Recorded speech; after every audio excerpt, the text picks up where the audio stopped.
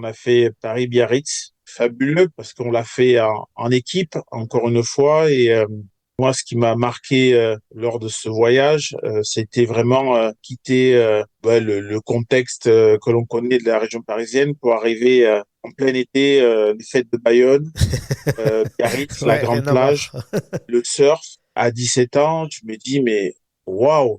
C'est quelque chose de merveilleux, c'est quelque chose d'incroyable. Je me pensais à me dire, je vais vivre les prochaines années dans cette région en faisant quelque chose sur lequel je suis passionné. Il va falloir vraiment fixer des objectifs parce que c'est vrai que ça pouvait très très vite basculer sur le mode fiesta, comme on a été accueilli pour les fêtes de Bayonne, quoi.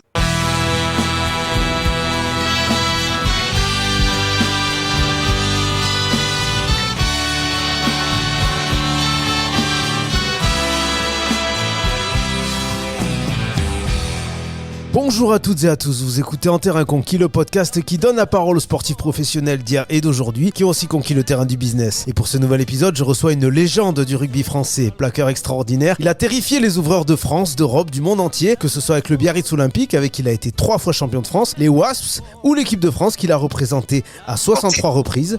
Je reçois Serge Betsen. Bonjour Serge.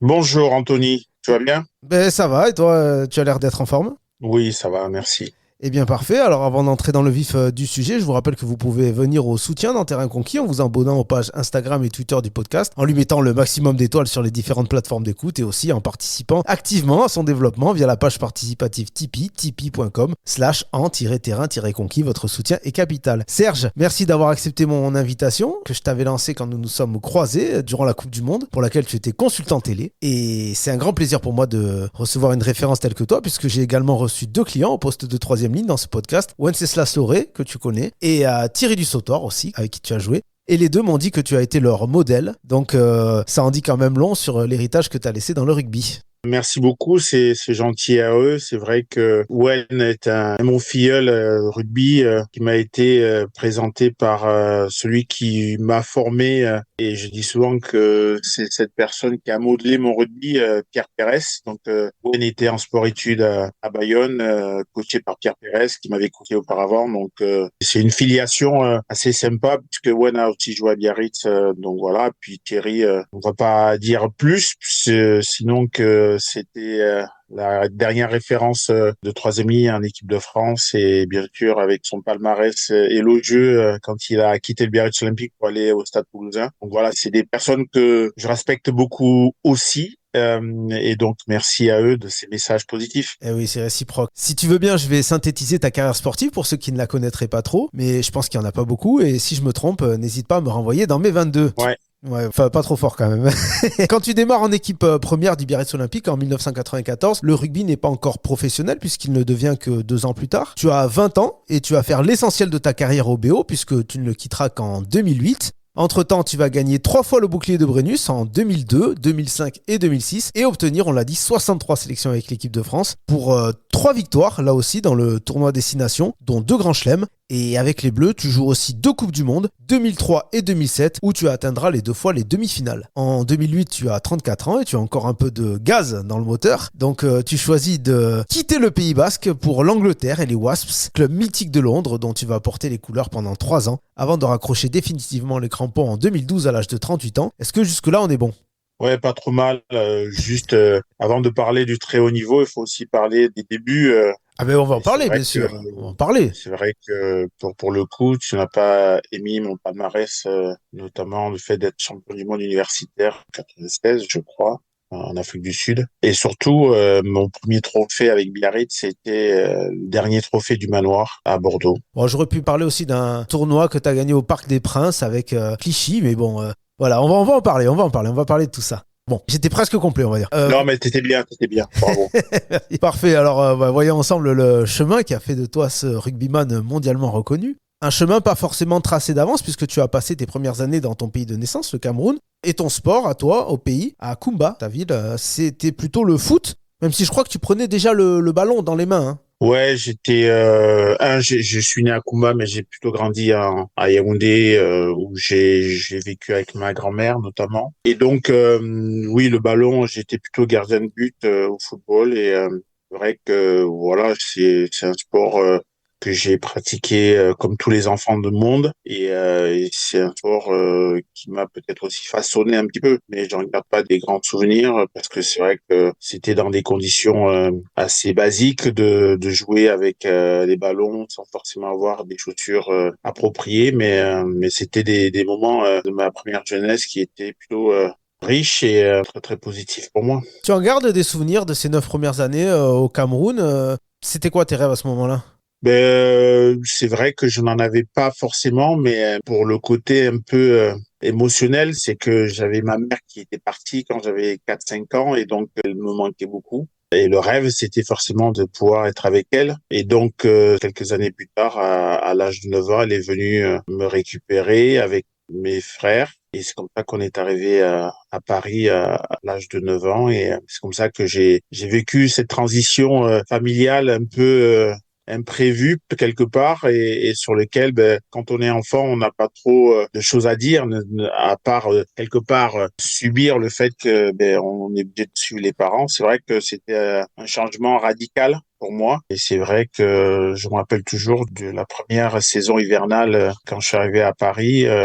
C'est vrai que c'était un peu compliqué, mais dans l'ensemble j'ai dû suivre le mouvement de la famille et j'ai dû m'adapter à tout ça. C'était en 1983, suite à un changement, puisque c'est au décès de ta grand-mère, hein, et donc tu rejoins ta maman, qui vit, elle, vit en France, à Clichy-la-Garenne, c'est ça, hein? Tout à fait, tout à fait. Clichy a été la ville que j'ai rejoint à cette époque. Et l'idée, c'était effectivement de m'y adapter rapidement. Et c'est vrai que ça s'est fait petit à petit. Et puis, 3 ans plus tard, c'est là où effectivement en jouant au foot, d'ailleurs au stade municipal, un jeune homme est venu à mon rencontre et m'a demandé si je voulais jouer au rugby. Et j'ai dit oui, pourquoi pas. Et il m'a dit rendez-vous à 15 heures mercredi prochain. Et j'ai dit souvent que c'est un des rendez-vous que je n'ai pas loupé, où j'étais à l'heure en tout cas. Toi, tu as notamment réussi ta carrière, ou fait ta carrière et monté ta légende en partie sur ta capacité à bien plaquer. Et donc, c'est une jeune fille qui t'a montré l'exercice du plaquage. Donc, c'est aussi une belle histoire.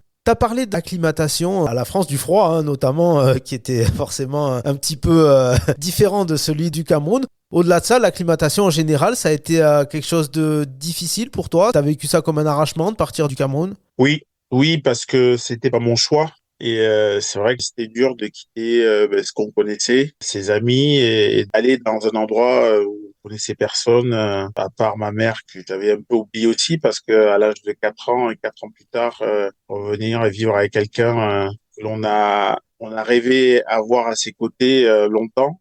C'est des moments d'adaptation qui sont pas forcément évidents, mais c'est vrai que ça m'a vraiment à la fois frustré au début et à la fois j'ai dû me faire avec et surtout m'adapter à ce changement pour pouvoir on le dit aujourd'hui c'est moderne de se dire se réinventer, mais c'est vrai que j'ai dû trouver des stratégies, des stratagèmes pour pouvoir justement mieux vivre ce changement et puis faire en sorte que ce changement soit le plus positif possible pour moi. En général, ceux qui plaquent beaucoup, et c'était ton cas, se font aussi un peu plus mal, hein, que les autres. Toi, tu as eu ton lot de mauvais coups, notamment au visage, on y reviendra. Et j'ai lu que la première grosse blessure au visage, tu l'as connue à l'âge de 15 ans. Une fracture. Ça n'a pas dû la rassurer beaucoup, ta maman, sur ce sport? Ouais, ouais, c'était un peu compliqué. C'est vrai que on m'a toujours dit que c'était un sport de brute. Quand on connaît pas les nuances, je dirais, de ce sport, on peut se dire que c'est un sport de brute, mais malheureusement, ce n'est pas le cas. C'est vrai que j'ai connu ma première blessure à l'âge de 15 ans et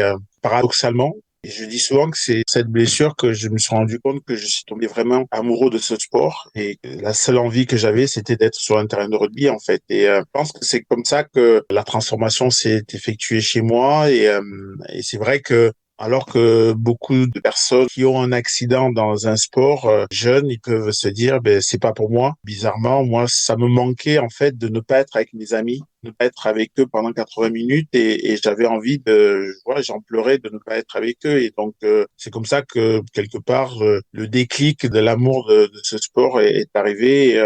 C'est paradoxal, mais c'est comme ça que je me suis dit, j'ai envie de continuer à prendre du plaisir dans ce sport et surtout avec mes amis d'enfance avec lesquels j'ai commencé à jouer. Après, tu pars au Pays Basque. Comment t'arrives au Pays Basque d'ailleurs? Mais c'est le hasard, comme le hasard d'avoir découvert ce sport. J'avais mon meilleur ami qui était en sport-études parce qu'il faut savoir que Stéphane, qui m'avait recruté, était en sport-études à la Canal et jouait au Racing. Et un autre ami, Viong aussi était en sport-études à la Canal. Et quand il me revenait le mercredi, parce qu'il avait les entraînements le lundi, mardi à la Canal, et le mercredi, il revenait en club. Et derrière, il me racontait un peu ce qu'il faisait à l'entraînement, à la Canal, etc. Et ma motivation, c'était vraiment de faire comme lui, d'aller en sport-études, etc. Et c'est comme ça que mon envie est venue de vouloir faire pareil. Et malheureusement, je pouvais pas rentrer à la Canal parce que je faisais des études qui n'étaient pas dans le programme du sport-études. Donc le hasard a fait que j'ai entendu parler qu'il y avait la possibilité de faire sport-études ailleurs en France. C'est ça que mon envie de partir a commencé. Et il se trouve qu'il y a une année où on a fait une entente Clichy-Neuilly. Et cette année-là, c'est là où j'ai décidé de partir pour faire le sport-études. Tu pars tout seul à Bayonne? Vous déménagez tous? Ta famille, comment ça se passe? J'ai pris mes clics et mes claques, je suis parti, Ah oui. un grand garçon. À 17 ans. Mais à 17 ans, mais avec l'approbation quand même de ma mère, de ma famille. C'est vrai que j'ai effectivement demandé à ma mère si je pouvais le faire avant tout. Et après, il faut savoir aussi que avant que je continue à jouer au rugby, il y avait quand même avec ma mère, il y avait une forme de contrat moral qui était assez important, à savoir que si les études, ça n'allait pas, le rugby, il fallait que je mette une croix. Donc j'ai essayé de manager les deux pour que je puisse avoir à chaque fois l'opportunité de continuer à vivre ma passion. Et donc tout ça s'est fait avec beaucoup d'échanges, de pleurs, de voir aussi à la fois alors que ma maman m'avait beaucoup manqué les 4 ou 5 années de séparation. Là, c'était moi qui partais de la maison et c'est vrai que c'était des moments pareil, transition compliquée aussi parce que je me retrouvais à nouveau dans un endroit que je ne connaissais pas. J'étais en sport-études au lycée René Cassin à Bayonne et j'avais intégré le Biarritz Olympique, Pays Basque, l'été 1991, il y a très très longtemps. Et donc, fallait à nouveau Se réinventer. s'adapter, s'organiser pour vivre au mieux cette nouvelle aventure. Et d'ailleurs, mes copains de Kiki m'avaient fait une soirée d'un au revoir assez incroyable un de week-end avant que je parte. Et ils m'avaient accompagné en voiture puisqu'ils étaient mes aînés et ils avaient le permis. C'est eux qui m'ont emmené en voiture. On a fait Paris-Biarritz. Fabuleux parce qu'on l'a fait en équipe, encore une fois. Et moi, ce qui m'a marqué lors de ce voyage, c'était vraiment quitter la région parisienne, quitter le contexte que l'on connaît de la région parisienne pour arriver en plein été, les fêtes de Bayonne, Biarritz, la Ouais, grande rien à voir. plage, le surf. À 17 ans, je me dis, mais waouh, c'est quelque chose de merveilleux, c'est quelque chose d'incroyable. Je me pensais à me dire, mais je vais vivre les prochaines années dans cette région en faisant quelque chose sur lequel je suis passionné. Il va falloir vraiment fixer des objectifs parce que c'est vrai que ça pouvait très très vite basculer sur le mode fiesta, comme on a été accueilli pour les fêtes de Bayonne, quoi. Moi, j'ai halluciné. J'avais les yeux grands ouverts. J'étais émerveillé de pouvoir ouais, arriver dans cette région qui est si charismatique et voilà, et j'en suis tombé amoureux. Et si je te dis Egoak et Baki Baniskio, je crois que ça te parle. Est-ce que tu peux me parler de ce goût pour le chant et les chants basques que tu as développé? Est-ce que c'était pour toi aussi une manière de montrer ta volonté de t'intégrer à ce nouvel environnement? Ma volonté de tout simplement faire ce que j'aime, l'histoire des chants basques, c'est que moi, quand j'ai commencé à jouer au rugby en région parisienne, ben, quand on allait faire des matchs dans le bus, des matchs à l'extérieur, ben, les entraîneurs nous donnaient des photocopies de chants païens, de tous les chants de rugby. Et donc, c'est vrai qu'on essayait de chanter sans trop savoir les paroles de ces chansons. Et c'est vrai que ça a été un déclic émotionnel quand je suis arrivé au Pays Basque. Comme je l'ai dit, je suis arrivé pendant les fêtes de Bayonne et j'ai commencé à entendre des chants dont je connaissais l'air sans savoir les paroles. Il se trouve que j'ai eu, quand je suis arrivé à Biarritz, la seconde année, j'ai eu un ami, un de mes meilleurs amis, Olivier Otondo, qui est d'origine d'Asparin. Il a une identité assez forte, voilà, de sa culture basque. Et c'est lui qui a commencé à me ramener des cahiers de chant, parce qu'à chaque fois qu'il y a des fêtes pendant l'été, il y a des cahiers de chant qui sont publiés. Et donc, il y a beaucoup de chants dont on voit les paroles. Et donc, c'est comme ça que petit à petit, il a commencé à me ramener ces carnets de chants. Et c'est vrai que sans connaître les paroles, il y a des chants que je chante aujourd'hui parce que j'adorais l'air. Oui, j'ai vu que tu disais que tu aimais chanter en basque. Alors j'ai cherché, hein, j'ai beaucoup cherché, j'ai pas trouvé de vidéo malheureusement de toi en train de chanter en basque. C'est dommage parce que justement à une époque à Biarritz, on a été quand même assez visionnaire dans les chants basques. On a fait, je crois, un ou deux albums de chants. Ah, Donc je suis déçu que vous n'ayez pas trouvé. ah ouais, ouais, non, non, mais je vais creuser un petit peu plus le sujet. À cette époque, on l'a dit, le rugby, il est pas pro. On vivait pas hein, du rugby. Vers quoi, toi, tu te dirigeais professionnellement parlant? Et est-ce que tu as exercé un ou des petits boulots avant d'être rugbyman à plein temps? Oui, oui, forcément. D'abord, avant de quitter Clichy, c'est vrai que le cercle du club m'a toujours aidé. Par exemple, payer ma licence à Clichy, ben, je coachais le samedi avec les écoles qui venaient découvrir le rugby. Puis derrière, j'ai eu la chance d'avoir un travail d'été. On a fait de la peinture dans une usine. Je crois que c'était l'usine Facom, si ma mémoire est bonne. Donc ça, c'était un travail lié aux relations avec le rugby. Et c'est vrai que quand je suis arrivé à Biarritz, mon premier travail d'été, c'était à la ville de Biarritz, où j'étais balayeur. Je me rappelle dans le quartier de la gare. Et c'est vrai que ce métier, se lever à 5h30, 6 heures du matin pour balayer le parc était quelque chose que j'ai fait. Et à la fois parce que il fallait que je travaille, mais surtout ça m'a permis de me forger aussi la vie d'une personne normale, quoi. Et ces expériences m'ont justement permis de renforcer en moi des certitudes dans ce que je voulais vraiment faire et ce que je voulais pas faire. Donc oui, j'ai travaillé 2 étés, il me semble. Et puis derrière, j'ai continué à assurer mes études puisque j'ai fait 3 ans en STAPS avant effectivement que le rugby officiellement devienne professionnel. Donc j'étais en STAPS à Talence pendant 3 ans. Et j'ai pas fini, je dirais, mon diplôme de DUG. Et c'est dans cette deuxième année que j'ai redoublé où j'ai pris la décision d'écouter un prof de socio qui m'a dit que j'ai perdu mon temps. Et c'est vrai que Ah, c'est cette pas gentil ça. année-là, le rugby est devenu professionnel. C'est vrai que je faisais beaucoup d'allers-retours entre Biarritz et Bordeaux pour mes études et j'ai pris la décision, quand le rugby est devenu professionnel, d'arrêter mes études. Mais paradoxalement, j'ai continué à faire des diplômes, par exemple, de brevet d'état de rugby. J'ai un diplôme des métiers de la forme à l'époque, c'était pour être préparateur physique. Donc, c'est des choses que j'ai passées tout en étant joueur professionnel parce que, effectivement, moi, j'ai toujours voulu écouter ma mère en me disant que il fallait quand même que je puisse avoir un diplôme ou quelque chose qui puisse me permettre, au cas où je me blesse, de pouvoir quand même ne pas être dépourvu d'expérience professionnelle. Donc, c'est quelque chose que j'ai cultivé énormément. Je le dis toujours à des jeunes, quels qu'ils soient, c'est important de pouvoir avoir les deux bagages. Plus on se challenge dans les études, plus on peut arriver à exceller dans le haut niveau. Et c'est important d'avoir les deux. En tout cas, pour ma part, c'est ce qui m'a, moi, me permis de continuer à avoir des objectifs assez élevés pour justement matcher mes aspirations à ce que je peux faire. T'arrives en équipe première, je crois en 94. D'ailleurs, ton premier match pro, tu te rappelles? Pas match Et pro, match en première, pardon, match en première avec Biarritz. je crois que c'est Lourdes. Vous faites un an en groupe A1 à l'époque, hein, c'est la première division. Après, le club descend. Donc là, Ouais. j'imagine qu'il devait y Ouais. avoir des matchs cocasses. Hein. Ça devait pas être la même Pro D2 que tu as connu en tant qu'entraîneur à Rouen. T'as des souvenirs d'ailleurs de ces matchs-là? Ça devait être un autre rugby finalement. Je dirais ça, c'était la guerre des étoiles. La guerre des étoiles. C'est vrai que la descente de Biarritz en 95, j'en garde des souvenirs pas marrantes du tout. Et c'est vrai que je me rappelle un match à Tarbes qui a été d'une violence.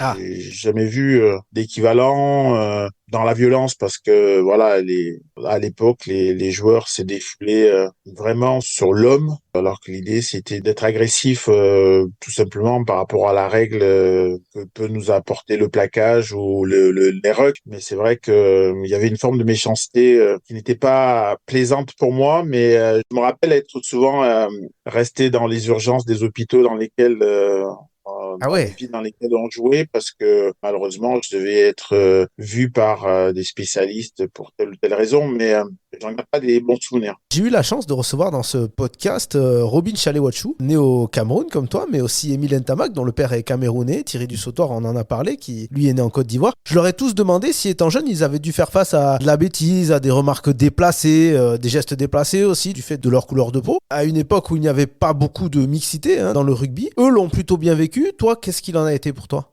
Ben, je crois que pour toutes les personnes avec lesquelles j'ai côtoyé autour du rugby, j'ai jamais eu de problème particulier et que s'il en avait un, ben, je le réglais dans les règles de l'art, à savoir que le plaquage quand même permet de montrer à l'adversaire beaucoup de choses et notamment le respect. C'était d'autant plus facile pour moi. Néanmoins, je pense que c'est quelque chose sur lequel j'ai pas toujours eu une attention particulière parce que je comprends pas forcément ces mécanismes et je suis de nature assez positif et je pense que voilà, on est tous humains et je me sens toujours un peu un citoyen du monde et j'estime que il n'y a pas la place à cela dans notre sport et dans le sport en général et donc j'essaye de répondre à ça à des choses assez simples, respecter, faire en sorte que on puisse mieux vivre ensemble est pour moi la base. Biarritz ne joue que un an en groupe A2, puis il remonte. Toi, tu joues beaucoup et en 1997 arrive la récompense. Tu es appelé par le duo de sélectionneurs Jean-Claude Scrella, Pierre Villepreux pour jouer un match avec l'équipe de France contre l'Italie. On est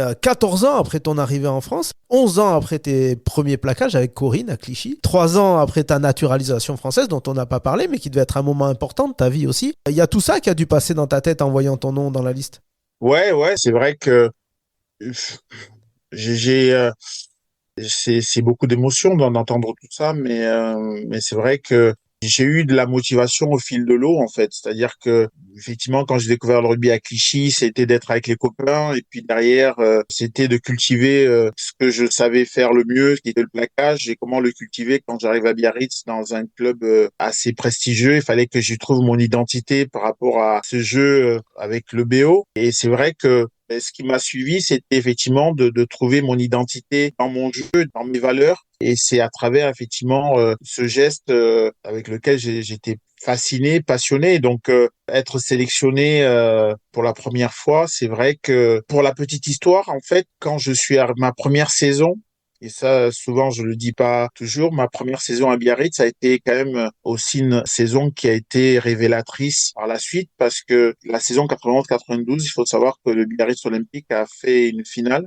perdue contre Toulon. Et pour moi, cette finale a été un moment aussi important de validation de beaucoup de choses, notamment par rapport à ma mère et par rapport au fait que j'ai intégré un club qui a ma première saison. J'ai la chance de vivre des phases finales de suivre le BO qui a joué contre l'Aviron, je crois, à Tarbes pour les quarts de finale avec un drop de Franck Orion de dernière minute, la demi-finale à Bordeaux contre Grenoble et la finale au Parc des Princes avec la génération Serge Blanco, Pascal Ondars, Jean Condon, David Arrieta, Eric Gouloumé, Pierre Ontas. Donc j'ai la chair de poule encore en parlant de ça parce que c'est ça qui a été une forme de révélation cette première saison à Biarritz parce que derrière, quand j'ai emmené ma mère pour la première fois au Parc des Princes pour voir la finale du club dans lequel je venais de rejoindre. Et c'est vrai que j'ai découvert à la fois ma mère qui ne connaissait pas, mais qui a adoré, qui était prête à se battre pour entrer sur le match. Et derrière, malheureusement, Biarritz a perdu. Et c'est là où je dis souvent que j'ai vécu un rêve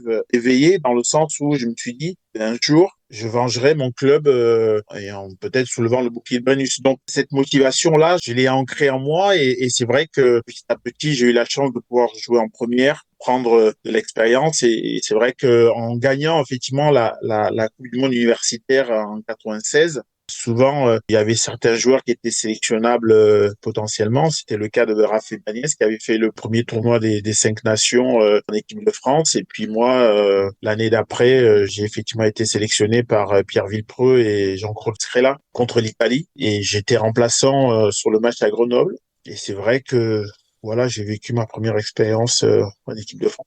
Bon, par contre, niveau sportif, on peut pas dire que ce match contre l'Italie à Grenoble soit un grand moment du rugby français. On est dans la foulée d'un grand chelem pour les Bleus dans le 5 Nations, Tout à fait. puisqu'à l'époque, l'Italie n'y est pas. On est un peu post-célébration, un peu gueule de bois aussi pour certains, et vous perdez 40-32 avec un gros match de l'ouvreur d'en face, Diego Dominguez. 3 jours avant ton anniversaire, c'est pas super. Tu n'as plus jamais été sélectionné ensuite par Scrella et Villepreux. Est-ce que tu penses que l'histoire aurait été différente pour toi si vous n'aviez pas perdu ce match-là? Bah, peut-être, je sais pas, il faudra peut-être demander au coach, mais c'est vrai que il y avait un contexte assez particulier de moi sélectionné après le club en général, quand le club ne vivait pas au top de sa forme, mais les joueurs n'étaient pas toujours représentés en équipe de France. Et voilà, après, c'est vrai que à la fois un grand Diego Dominguez, mais il y avait aussi le capitaine. Je sais pas si tu te rappelles de troisième ligne qui avait un profil Cléopâtre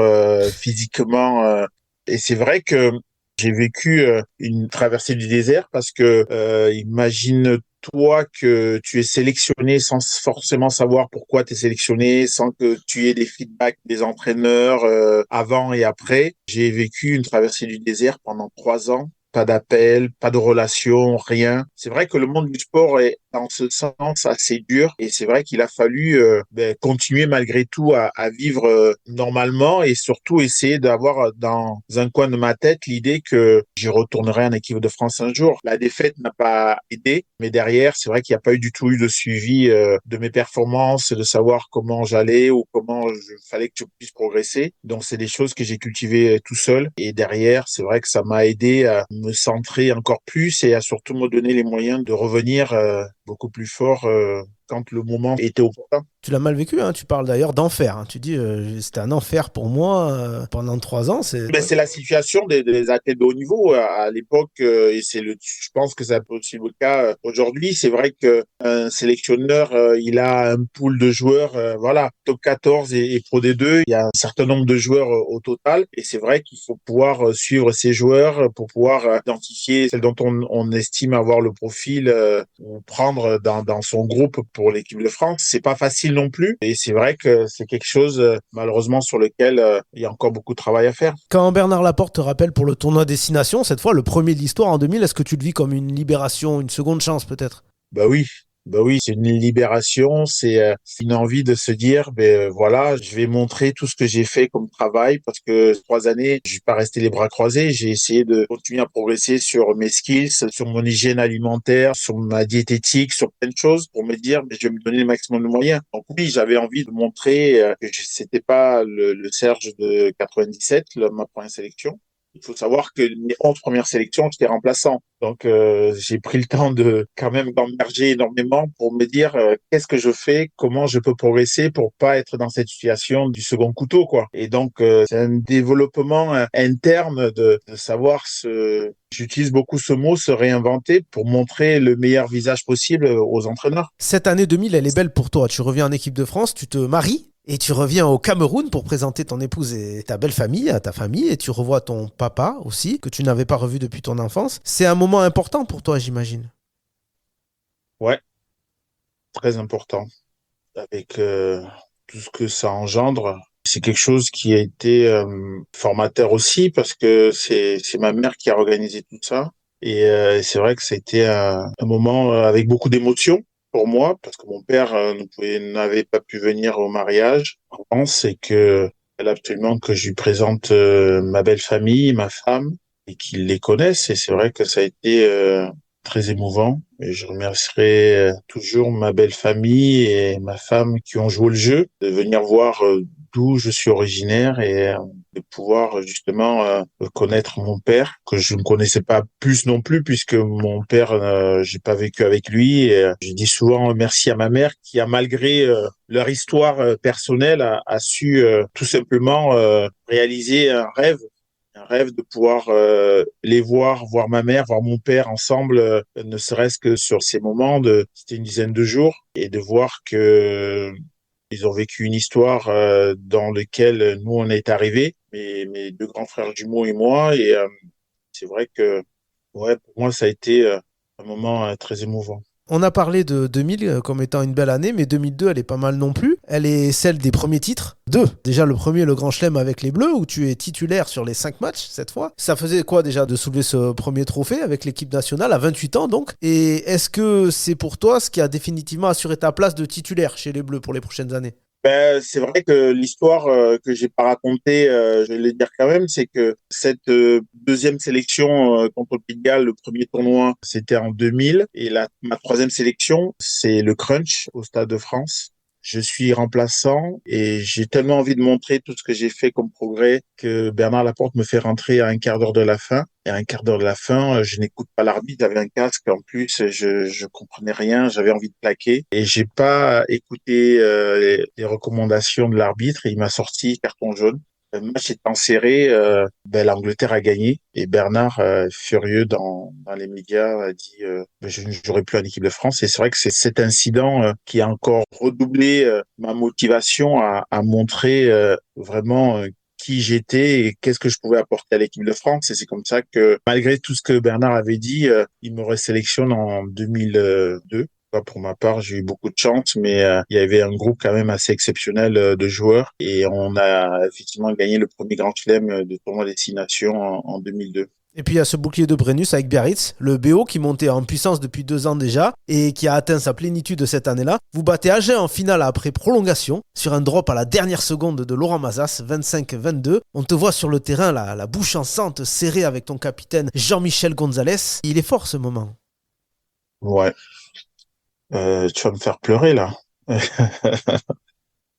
Ouais, c'est vrai que Jean-Michel Gonzalez venu de Bayonne pour jouer avec moi à Biarritz, c'était quand même des moments assez exceptionnels. Ouais, c'est des moments qui restent gravés là-haut avec énormément d'émotions. Je suis très émotionnel comme garçon, donc tu vas commencer à me faire couler la larme, C'est des bons mais souvenirs. c'est vrai que c'est des souvenirs très très forts et quand on lève ce bouclier, on se dit mais ouais, en 91, quand je dis je vais soulever ce bouclier, tous les sacrifices que j'ai mis en place, tout ce que j'ai pu faire pour le soulever, j'avais pas de mots et à la fois il fallait apprécier le moment. Et à la fois, moi, ce que j'ai eu comme réflexe, du coup, c'était plutôt de me projeter pour me dire, mais tout ça, je l'ai fait pour ça, ce bout de bois. Qu'est-ce que je vais me donner comme autre objectif?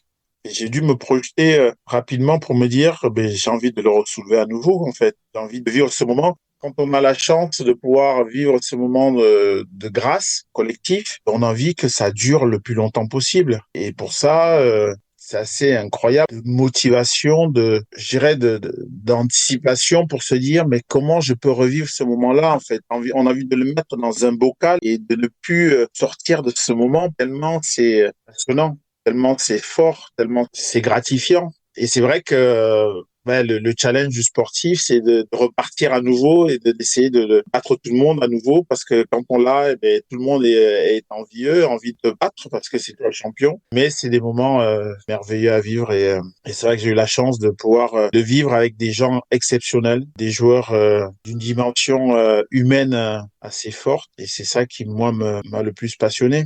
Il paraît que tu étais un des plus professionnels de ton époque dans l'alimentation, dans l'hygiène de vie. Est-ce que ce soir-là, allez, les quelques jours qui ont suivi, pour ton premier titre avec le club qui t'a fait éclore au niveau, tu t'es un peu lâché? Oui, je me suis toujours lâché en fait, même si j'ai été professionnel dans ce que je faisais, j'ai toujours été extrême dans tout ce que je faisais. Donc oui, je me lâchais. J'avais quand même pour habitude de finir à 6 heures du matin à chaque fois qu'on faisait la fête. Donc Ah, là-dessus, il y a personne qui m'a battu.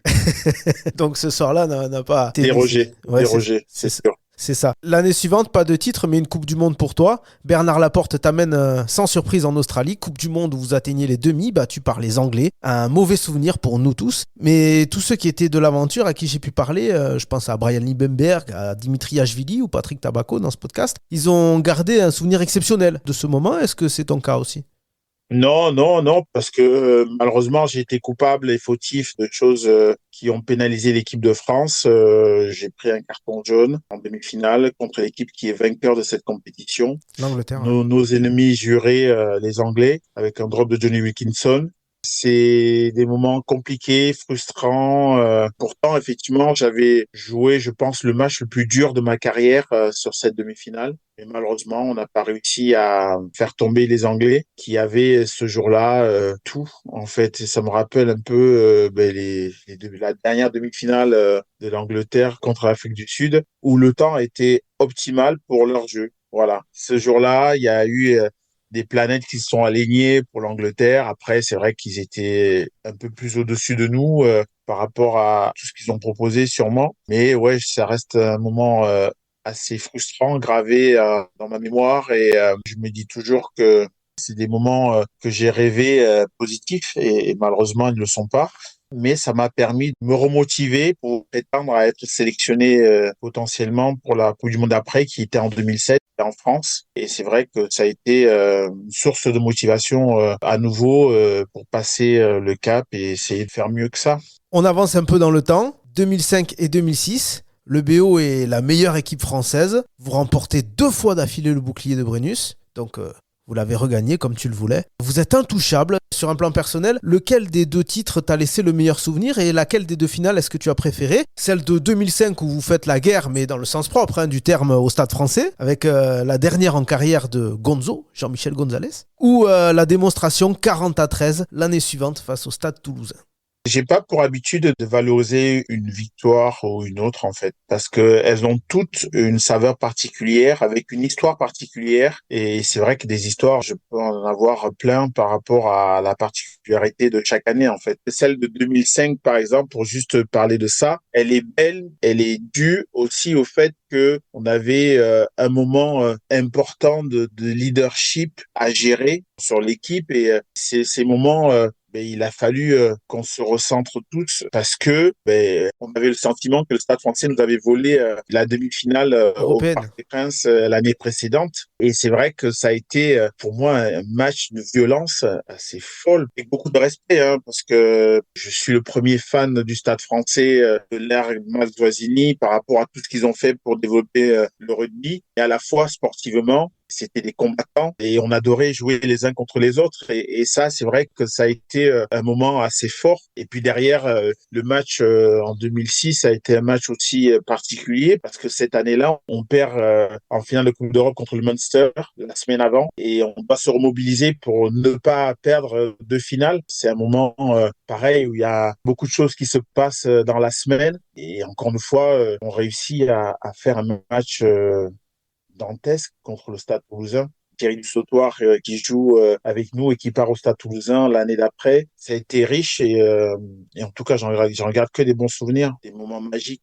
En 2007, il y a cette Coupe du Monde dont tu es évidemment, sans surprise. Et ce quart de finale dont on se rappelle évidemment tous, à Cardiff contre les Blacks. Enfin, on s'en rappelle tous, peut-être pas toi, parce que tu fais une grosse commotion sur ce match, en début de match, si je ne m'abuse. Et si ça avait lieu maintenant, d'ailleurs, si c'est la même action, tu aurais certainement jamais joué le match d'après. Oui, sûrement. C'est malheureusement la réalité des situations de match. C'est vrai que c'est un match que j'ai préparé avec énormément d'envie d'en découdre, d'envie de me dire que qu'est-ce qu'on va faire pour contrer le haka, notamment en début de match, parce qu'il faut qu'on leur montre aussi que on va pas se laisser faire, mais surtout qu'on va gagner. Et c'est vrai que moi, ça a été un moment de leadership important parce que j'ai voulu mobiliser moi, mes coéquipiers, et qu'on fasse quelque chose de particulier pour contrer le haka. Et ça a été vraiment reçu par tout le monde et on a vécu une semaine à la fois de travail pour contrôler nos émotions et un travail de motivation collective pour que derrière, on puisse se dire ensemble, on va aussi préparer le match pour battre ces All Blacks. Et donc, il y a eu un jeu de mise en scène que l'on peut voir sur ce haka. Tout ça s'est fait tout au long de la semaine. C'est un travail de longue haleine de toute la semaine parce que j'aimais pas perdre et j'aimais me dire mais qu'est-ce que je vais mettre en place pour être le mieux préparé possible. Et pour moi, faire un contre-haka, il faisait partie de mon plan de bataille pour être prêt en fait. Il y a cette demi contre l'Angleterre où vous gagnez 9-8 à 10 minutes de la fin et vous perdez 14-9 au final. Est-ce que c'est pas le match qui te laisse le plus de regrets avec l'équipe de France? Ben oui, puisque c'est le dernier match que je joue avec l'équipe de France. C'est mon dernier match avec une défaite en demi-finale. Ouais, ça c'est vrai. C'est celui qui en laisse le plus. En plus, comme un symbole, c'est Johnny Wilkinson, ce joueur que tu as adoré chasser depuis tant d'années, qui a inscrit le drop final alors que toi t'étais sorti. Ce joueur Wilkinson qui a écrit dans sa biographie que tu lui as mené la vie dure durant sa carrière, mais il te l'a bien rendu aussi finalement. Exactement. Je dis souvent que j'ai eu la chance de pouvoir, dans cette génération, avec ce joueur qui effectivement m'a permis de me réinventer, mais surtout, j'ai eu la chance de le challenger et du coup, il a eu la chance de pouvoir lui aussi se réinventer dans sa façon de jouer pour pouvoir arriver à des performances qu'il a réalisées. C'est quelqu'un d'une humilité incroyable et surtout, c'est quelqu'un de travailleur. C'est quelqu'un qui a énormément travaillé pour arriver là où il est arrivé. C'est une légende de notre sport que je respecte énormément et qui est une bonne personne et avec lequel j'ai pris beaucoup de plaisir à challenger. À l'issue de cette Coupe du Monde, tu as la fameuse blessure vicieuse du sportif, la pubalgie. Et cette blessure-là, elle te fait même te dire que le temps est venu d'arrêter. Tu annonces carrément la fin de ta carrière à l'issue de ta saison. Une annonce que tu fais à Clichy d'ailleurs. C'est un moment solennel. Oui, c'est important. C'est vrai que pour pas dire tout ce qui se passe derrière cette annonce, il a fallu que je me dise à moi-même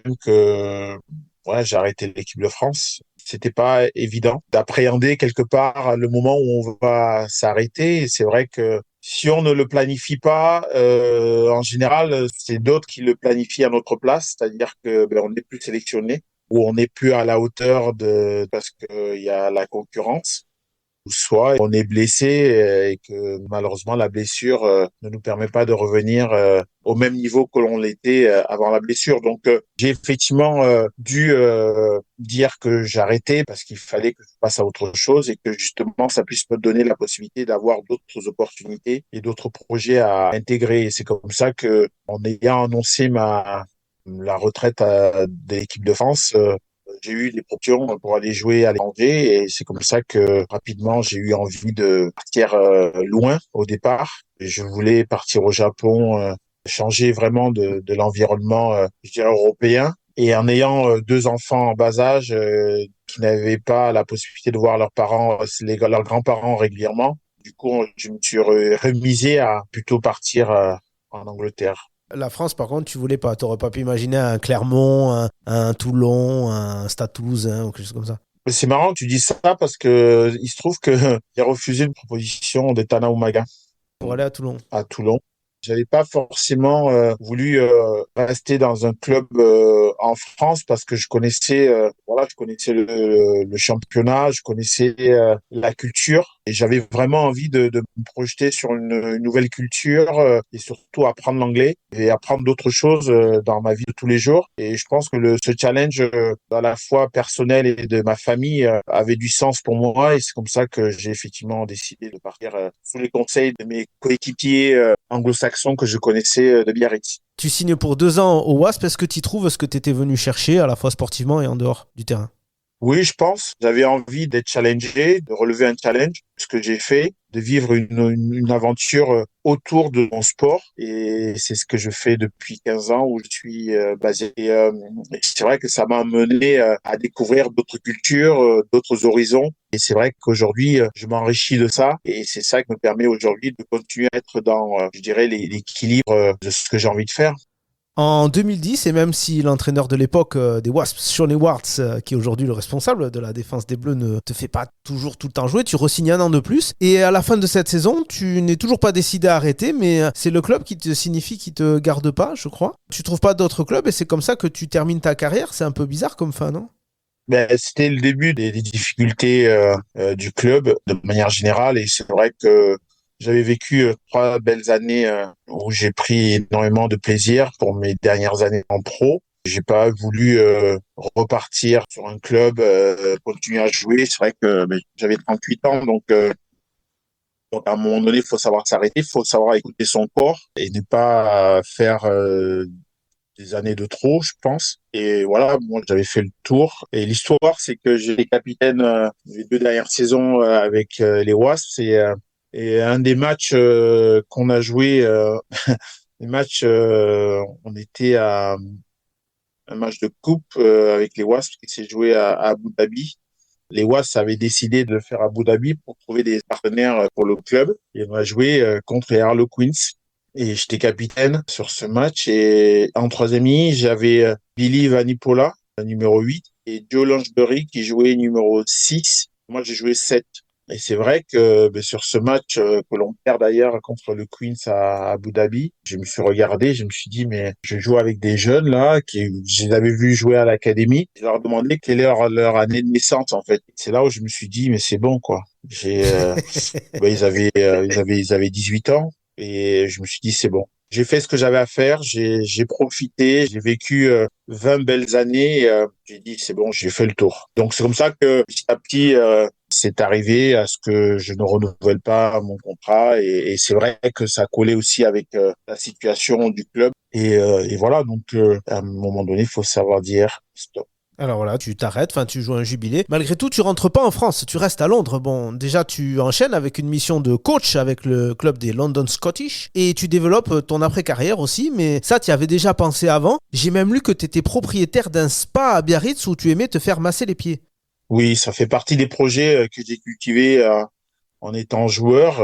C'est vrai que comme je l'ai dit tout à l'heure, je crois que j'ai passé des diplômes de brevet d'État et des métiers de la forme et donc avec ce projet que j'ai créé en 2004, un centre de bien-être a été un des projets que j'ai adoré faire parce que c'était l'écrire sur papier et après le voir se réaliser en vrai. Et c'est vrai que c'était un moment agréable d'entrepreneuriat qui m'a permis de me dire que c'est quelque chose que j'adore faire, que c'est quelque chose qui m'intéresse de créer des projets et puis de les voir se réaliser. Et c'est quelque chose qui m'intéresse aussi. Puis il y a aussi cette vocation de créer dans l'associatif. Tu as fondé la Serge Betsen Academy. Comment ce projet était venu en tête?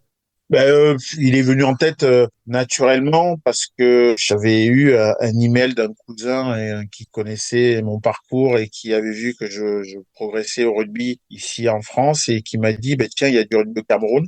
Et ce mail a attiré mon attention et je me suis dit, voilà une des raisons pour lesquelles je retournerai en Afrique, partager ma passion de ce sport, de ses valeurs. Et quand j'y suis allé, on l'a dit tout à l'heure lors de mon mariage. Et avant d'y aller, j'avais commencé à envoyer des ballons, du matériel. Et quand j'y suis allé, j'ai vu pour la première fois des gamins jouer au rugby dans un quartier de Yaoundé, à Biémassi. C'est là où je me suis dit, au retour de ce voyage, je vais créer une association. Et ça, je l'ai dit lors d'un entretien, après la Coupe du Monde 2003. Et une dame franco-camerounaise, Marguerite Thievery, qui avait lu cet article, m'avait dit, tiens, je veux créer l'association avec toi. Et elle est orthodontiste à Anglette et elle me dit, ouais, j'ai envie de créer cette association avec toi. Et puis j'ai dit, ouais, allez, go, on y va. C'est comme ça qu'on a créé l'association il y a maintenant 20 ans. Quand j'ai fait ce voyage, alors que j'avais envie vraiment de parler de rugby dans l'action que je voulais mener, je me suis rendu compte qu'en fait, il y a quand même un challenge que doivent relever les enfants quand les parents n'ont pas les moyens pour qu'ils puissent payer les fournitures scolaires. Et c'est difficile pour les enfants d'aller à l'école. Et quand ils sont malades et que les parents ne peuvent pas payer les soins médicaux, ils peuvent mourir dans l'heure parce que personne ne peut subvenir à l'aide médicale. Et c'est vrai que j'ai transformé un petit peu l'idée de l'action en me disant que je vais utiliser les valeurs du rugby, de l'entraide, du partage, pour que justement on puisse tacler, on puisse soutenir des enfants dans le besoin médicaux et dans l'éducation. Comme ça que au final, j'en suis arrivé à me dire, on va utiliser les valeurs de mon sport pour parler d'éducation de santé et faire en sorte que ces enfants, ces familles, filles, garçons, puissent vraiment bénéficier d'un écosystème. Et du coup, je l'ai transféré dans ce que j'ai connu et dans ce que j'ai vécu dans le rugby, à savoir que j'ai fait en sorte que les lieux que l'on a créés aujourd'hui sont des lieux comme un club de rugby parce qu'un club de rugby, c'est quand même avant tout un endroit où il y a les gens qui sont bienveillants pour les enfants. Il y a toujours quelqu'un pour aider l'autre. Ils peuvent manger dans le club et on peut s'entraîner, on peut se défouler au rugby. Donc, j'ai créé des maisons ou des appartements dans lesquels les enfants qui habitent autour viennent bénéficier d'un écosystème où il y a en fait une bibliothèque, une salle informatique, une infirmerie. Ils peuvent manger un repas par semaine et ils ont surtout un soutien scolaire des éducateurs, des enseignants qui viennent leur donner des cours de soutien. Pour moi, c'est un peu comme une maison de quartier dans lesquelles ils vivent beaucoup de choses qu'ils ne peuvent pas avoir chez eux, quoi. Et on a 5 centres, donc 5 lieux d'accueil comme ça, et un sixième qu'on a créé en 2020 au Mali, à Bamako. En gros, c'est plus de 500 enfants tous les ans pendant toute une année scolaire. Et c'est vrai que ma fierté, c'est que on suit ces enfants jusqu'au bac et ils ont un taux de réussite de par le suivi qu'on leur apporte. Ils ont un taux de réussite au bac qui est de 85%. Et en moyenne, là, sur les 20 ans, elle est de 71%. En général, la moyenne, elle est autour de 35-40%. Ah oui. Et nous, elle est autour de 71% depuis toutes ces années. Et la fierté, c'est que cette année, on a eu la chance d'avoir un partenariat avec une université, l'ICAM. Et il y a 10 de nos enfants qui ont passé des tests pour rentrer à l'ICAM. Et il y en a 5 qui ont réussi les tests. Et du coup, pendant la Coupe du Monde de rugby, je me suis motivé à essayer de lever un peu plus de 100 000 euros pour payer la scolarité de ces 5 étudiants pour qu'ils passent 3 années à étudier, à être ingénieurs. Vous ne pouvez pas imaginer à quel point je suis fier de voir l'aboutissement de ces jeunes et le fait qu'ils aient des rêves en plus au niveau de leur métier, au niveau de ce qu'ils ont envie de faire.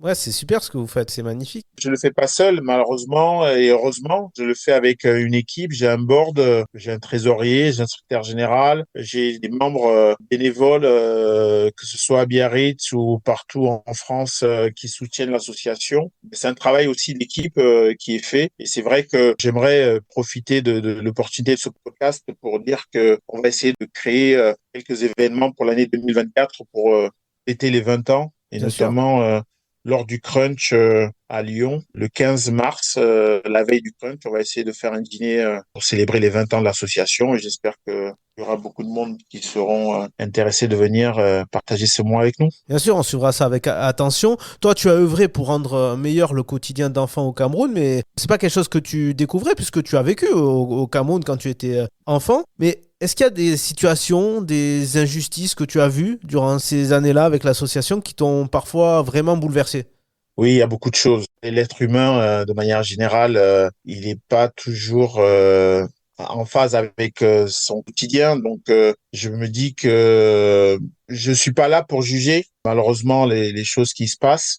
J'ai plutôt tendance à me dire, si je peux aider, je vais le faire. Et de voir qu'on puisse leur donner la main et de pouvoir les emmener vers quelque chose qui leur permet de se construire, c'est juste naturel, mais on en retire aussi des motifs de satisfaction Ça a de changé, l'humain. toi, ton approche dans la deuxième partie de ta carrière, cet engagement dans l'humanitaire, ces situations peut-être parfois difficiles, je sais pas, dans ton approche de ta carrière sportive, peut-être en relativisant plus certains échecs, par exemple? Oui, beaucoup. C'est vrai que c'est des voyages assez formateurs, c'est-à-dire que quand on voit ce qui se passe ailleurs, on essaie toujours de relativiser son quotidien et oui, ça renforce certaines valeurs chez moi et surtout ça me remet les pieds sur terre par rapport à ce sur quoi on peut stresser ou on peut être frustré alors que ça n'est pas le plus important. On arrive à la question récurrente de ce podcast. Tu es chef d'entreprise. Alors, si tu devais définir Serge Betsen, le chef d'entreprise, il serait plus proche de Serge Blanco, Marcel Martin ou Steve Hayes, trois des présidents que tu as connus durant ta carrière à Biarritz et aux Wasps. Elle te plaît la question? Marcel Martin, c'est une personne que j'ai beaucoup respectée, même si on a eu des moments de friction, je dirais. Serge Blanco a été un président qui a beaucoup inspiré le Biarritz Olympique et qui continue à l'être aujourd'hui. Je penserais sur Steve Hayes, que j'ai rencontré d'ailleurs il y a 15 jours, que je prends plaisir à rencontrer parce que je trouve ce côté, et Marcel Martin l'avait aussi, ce côté un peu anglo-saxon sur lequel il n'y a pas forcément de hiérarchie en fait. Quand on parle à Steve Hayes qui a été propriétaire des Wasps et qui est aussi propriétaire de High Wycombe FC, le club de foot, on parle avec beaucoup de simplicité et c'est des choses assez directes. Et c'est vrai que ouais, j'essaye d'avoir cette approche relationnelle où les gens, voilà, ils n'ont pas besoin de beaucoup pour pouvoir me parler et échanger avec moi. Et donc, j'aime bien cette idée de proximité avec les gens. Parce que voilà, on est tous humains et on fait des choses de manière très simple et en tout cas pour ma part de manière très passionnée. J'aime l'homme. J'aime les hommes avec un grand H pour mêler les femmes et les hommes et j'aime tout simplement aider de manière générale qui que ce soit et donc la proximité, l'accessibilité est quelque chose qui pour moi est hyper important. Tu connais ce bruit, c'est la sirène, dernière possession, il y a un bonus à aller chercher, alors pas d'en avant et on botte pas en touche. Tu as porté les couleurs de 2 clubs chez les professionnels, Biarritz qui évolue aujourd'hui en Pro D2 et qui connaît beaucoup de vagues, sportives mais surtout extra-sportives, incarnées par son président Jean-Baptiste Aldiger. Et puis il y a les Wasps qui ont carrément disparu en 2022 après avoir déposé le bilan. Est-ce que toutes ces déboires en tant qu'ancien joueur de ces 2 clubs t'ont touché ou est-ce que tu gardes une distance par rapport à ça? On ne peut pas ne pas être touché par ce qui se passe. C'est quand même l'ADN de ce pourquoi je suis là aujourd'hui. Donc, qui est ces problèmes financiers pour les Wasps et financiers slash global pour Biarritz, c'est des choses forcément qui me touchent. À la fois, j'ai remercié le propriétaire des Wasps au début de son mandat, de tout ce qu'il a pu faire pour pas que le club disparaisse. C'est aussi ça la vérité. La vérité, c'est que aujourd'hui, même si on n'entend pas, il y a un groupe de travail de l'association des Wasps Legends qui travaille dessus avec Kenny Logan et autres, mais ça reste quand même aujourd'hui, il n'y a pas d'équipe, il n'y a pas de compétition par rapport au club des Wasps, mais il y a un groupe de personnes fans de ce club qui travaillent pour pouvoir trouver des partenaires et faire en sorte qu'ils puissent rejouer dans une compétition au UK et pour le billet de Biarritz. Je ne botte pas en touche et pour ma part, je remercie la famille Gave de pouvoir avoir permis le club de toujours être là, même si effectivement je ne partage pas tout ce qui peut se dire et tout ce qui peut être fait. La réalité, c'est que grâce au fait qu'ils soient au club, le club est toujours là. Donc, c'est tout ce que je peux leur dire par rapport à ça. Mais derrière, c'est vrai que c'est frustrant de pas avoir une forme de paix autour du club. C'est frustrant de ne pas avoir ce que l'on cultive dans les valeurs de notre sport. Et c'est vrai que pour moi, c'est important de garder en tête que quelles que soient les situations, il faut qu'on soit toujours respectueux des uns des autres. Et ça, c'est vrai que pour moi, c'est ce qui prime. Ce club, j'ai envie de ne pas le voir mourir, ça c'est sûr. J'ai envie de le voir continuer à développer des jeunes talents originaires du Pays Basque et des gens qui ont envie de vivre leur passion pleinement comme nous, on a pu le faire. Et c'est ça qui est important. Et le reste, pour moi, ça reste toujours compliqué à comprendre. Donc, je reste un fan de mon sport dans ces 2 clubs qui m'ont permis d'être ce que je suis aujourd'hui. Tu as connu une première expérience de coach en Angleterre, juste après la fin de ta carrière de joueur au London Scottish, on l'a dit. Puis tu as fait une longue pause et tu as remis la casquette et le survêt entre 2021 et 2023 du côté de Rouen. Est-ce que cette dernière expérience t'a donné envie de replonger? Et est-ce que tu comptes retrouver un staff prochainement en France ou ailleurs? C'est vrai que j'ai eu la chance de pouvoir être coach de la défense à London Scottish avec Simon Eymour qui m'avait appelé parce que la défense, c'était pas trop son truc. J'ai vécu 11 mois assez riches et j'ai arrêté parce que je me retrouvais pas dans ce que je faisais et c'est comme ça que j'ai créé un programme qui s'appelle Surbiton Rugby, qui est un programme qui d'initiation au rugby dans les écoles en Angleterre parce que mes enfants en allant dans les écoles françaises à l'étranger, à EFE, ne jouaient pas au rugby. J'ai mis en place un programme que je délivre encore aujourd'hui. Et donc voilà, je continue à le faire en tant que coach, mais surtout j'ai des coachs qui coachent pour moi. Et derrière, avec le Covid, c'est vrai que j'ai eu l'opportunité de coacher à Rouen avec Nicolas Godignon et j'ai adoré l'expérience vraiment avec Nicolas parce que je suis un peu plus vieux que lui mais il a coaché depuis 25 ans et il sait tout du rugby, de l'organisation et j'ai vraiment adoré mon expérience avec lui et malheureusement son contrat n'étant pas renouvelé, moi ça s'est arrêté et c'est vrai que être avec les mêmes repères, pourquoi pas, il faut juste que ça se trouve. Je ne cours pas après parce que je me suis dit que je vais faire une petite pause quand même sur ces 2 années à venir. Avec la Coupe du Monde qui est arrivée, j'ai fait beaucoup de choses justement. Et l'année qui arrive après, là, en 2024, c'est les Jeux Olympiques en France. Et j'essaie, comme je l'ai dit, de faire beaucoup d'événements autour des 20 ans de mon association. Donc, je vais être beaucoup en voyage, en déplacement. Et c'est pas le bon moment pour moi de pouvoir entrer dans un projet. Mais cela ne veut pas dire que tout s'arrête, mais à discuter s'il y a des choses qui sont intéressantes à me proposer. Merci beaucoup Serge d'avoir été mon invité dans Terrain Conquis. J'espère que tu as apprécié ce beau voyage dans ton parcours sportif et humain. Il ne me reste plus qu'à te souhaiter encore d'autres succès sur le terrain du business et peut-être aussi du sport. Merci beaucoup Anthony, merci et vive le rugby.